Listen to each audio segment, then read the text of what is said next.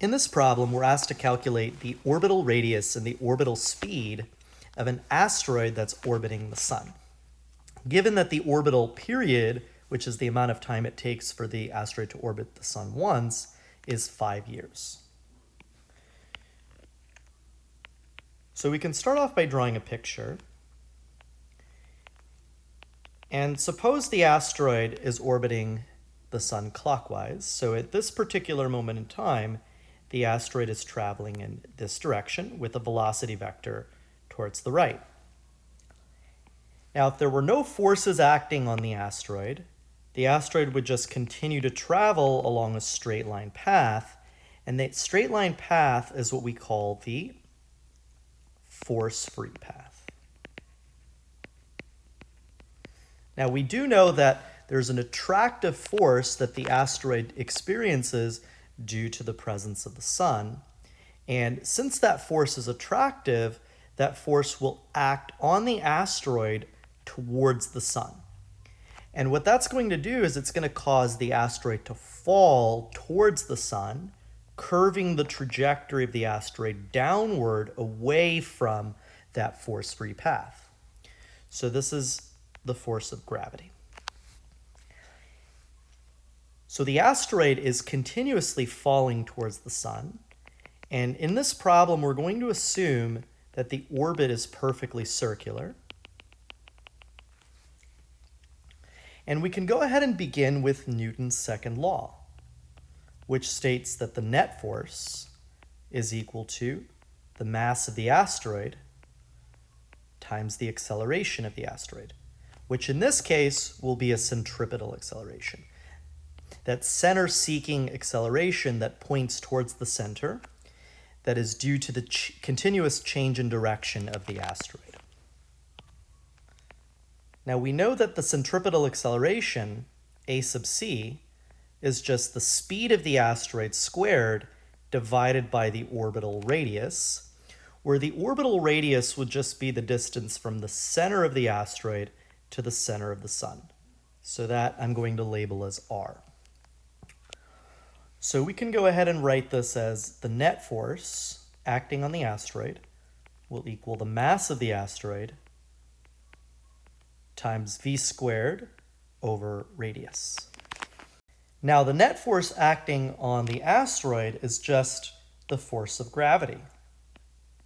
So we can say force of gravity is equal to the mass of the asteroid multiplied by speed squared divided by radius.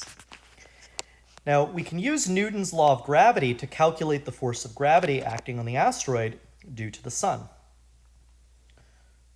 So if we apply Newton's law of gravity, we'll have g, the constant of gravity, times the mass of the sun times the mass of the asteroid divided by radius squared, and that will equal the mass of the asteroid times the orbital speed squared divided by radius. Now you can see here that mass of asteroid appears on the left side, and it also appears on the right side. So what that means is that if we go ahead and divide by the mass of the asteroid, that quantity is just going to cancel out of the equation. So in other words, the acceleration of the asteroid, which is a centripetal acceleration, v squared over r, is independent of its mass, which makes sense because the asteroid is in free fall around the sun, and we already know that the free fall acceleration caused by gravity shouldn't depend on the mass of the object, which in this case is the asteroid. So we can go ahead and write the equation as g times the mass of the sun divided by radius squared. Remember, the mass of the asteroid is now canceled, and that equals the speed of the asteroid squared divided by radius. Now you see, on the left side we have a radius squared, which can be written as radius times radius, and then you can cancel out one of the r's. So what's left over is g times the mass of the sun divided by r is equal to v squared. Now keep in mind that big G is a constant which is given as 6.67 times 10 to the negative 11 Newton meters squared per kilogram squared. So we have our first equation. Now in the problem, we were looking for the orbital radius, which is here. So this is an unknown. I'm going to go ahead and put an x there, meaning that this is a variable that we have no information about yet. This is an unknown variable. And then we're also asked to calculate the orbital speed, which is v. So v is also unknown here. So we do know g, that's a constant. And the mass of the sun is a well-tabulated value that can be found in textbooks. This is going to be 1.99 times 10 to the 30th kilograms. Okay, so this is going to be the mass of the sun. So that's something that is known. Okay, but if you look at that equation, you'll realize that there's two unknowns in that equation, which means we need another equation in order to be able to solve for those two unknowns. So we haven't made use of the fact that we also have the orbital period.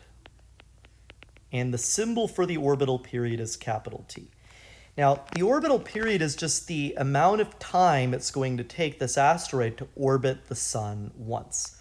And in the problem, it told us that the orbital period was 5 years, which I'll go ahead and convert into seconds. So to convert 5 years into seconds, first I'll convert years into days. So I'm going to multiply by the conversion factor 365.25 days in 1 year. And you can see that I put the year on the bottom and the days on the top so that the year would cancel. So now I'm left with days. And I'll now convert from days into hours. So there's 24 hours in 1 day. And again, hours I have up top, days on the bottom, so that the days cancel. So now I'm left with hours. And then finally, I'll convert hours into seconds. I know that there's 60 minutes in an hour and 60 seconds in a minute. So I have 60 times 60, or 3,600 seconds in an hour. So multiplied by 3,600 seconds in 1 hour. And again, hours on the bottom so that we can go ahead and cancel out the hours, and we'll be left with seconds. So if I go ahead and multiply those values, I'll end up getting 1.58 times 10 to the 8th seconds. So this is the orbital period. Now, we haven't done much yet. We've just converted the orbital period from years into seconds. So now we'll make use of the orbital period equation. And the orbital period equation is as follows. So the orbital period t will just be the total distance traveled by the asteroid in one complete orbit divided by the speed of the asteroid. Now, if we assume the trajectory of the asteroid's orbit to be a circle, the total distance that the asteroid's going to travel as it orbits the sun once is just going to be the circumference of that circle. And since we've labeled the orbital radius as r, the circumference of that circle will just be 2 pi times the orbital radius r. And then the speed is just v. So we have the orbital period equation, and that reads the orbital period t, that's the number of seconds it will take for the asteroid to orbit the sun once, will just equal 2 pi times the orbital radius divided by the orbital speed.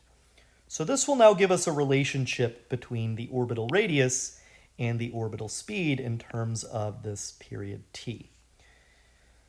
So what I will do is I will go ahead and use that equation to solve for the orbital speed in terms of the orbital radius. So I have t is equal to 2 pi times the orbital radius divided by the orbital speed. And if I just rearrange the terms, I'll have the orbital speed is 2 pi r divided by capital T.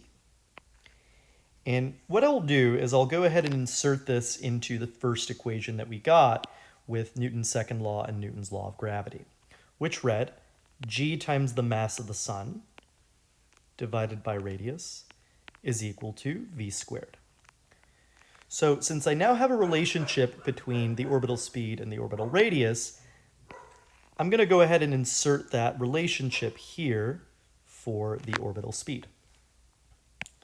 So I'll have g times the mass of the sun divided by r is equal to 2 pi r divided by t quantities squared. So I'll have to do a little bit of algebra here. So I have g times the mass of the sun over r.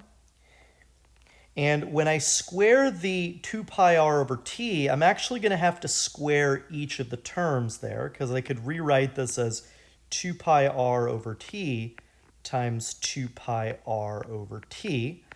So this just shows me that I'm going to have to square each of the terms there. So 2 times 2 will be 4, pi times pi will be pi squared, r times r will be r squared, and then t times t will be t squared. So I'm just having to square each one of the terms there. Okay, so if I go ahead and rewrite that, I'll have 4 pi squared r squared divided by t squared. So I went ahead and squared each one of the terms there. So I'm going to multiply both sides by this r so that I have all the r variables on one side. So that gets rid of this r here. So I have g times the mass of the sun is equal to 4 pi squared. R squared times r gives me r cubed, and then divided by t squared. And I'll go ahead and move the t squared over to the left side by multiplying both sides by t squared. So I have g times the mass of the sun times the orbital period squared equals 4 pi squared times r cubed. And what we're left with here is what is known as Kepler's second law. Now, if you analyze the equation, you'll realize that we have everything except for the orbital radius, because capital G, that's a constant. We've got that. The mass of the sun, another constant, and 4 pi squared, another constant, and the orbital period t was given. So the only thing that is left is the orbital radius, which happens to be something we're looking for. So I'm going to go ahead and solve this equation for r, for the orbital radius. So we have g times the mass of the sun times the orbital period squared is equal to 4 pi squared r cubed. And I'll go ahead and divide both sides by 4 pi squared. And I'll go ahead and take the cube root. So r will just be the cube root of g times the mass of the sun times the orbital period squared divided by 4 pi squared. And if I go ahead and input the values, this will just be the cube root of g, which is 6.67 times 10 to the minus 11. We'll leave the units until the end. The mass of the sun, also given, 1.99 times 10 to the 30th.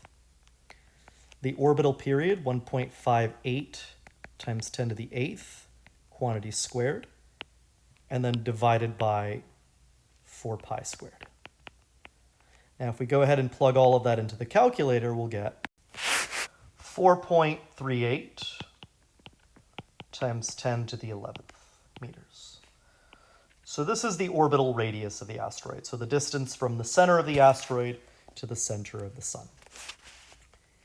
Now, to calculate the orbital speed, we had the equation v is equal to 2 pi times the orbital radius divided by the orbital period.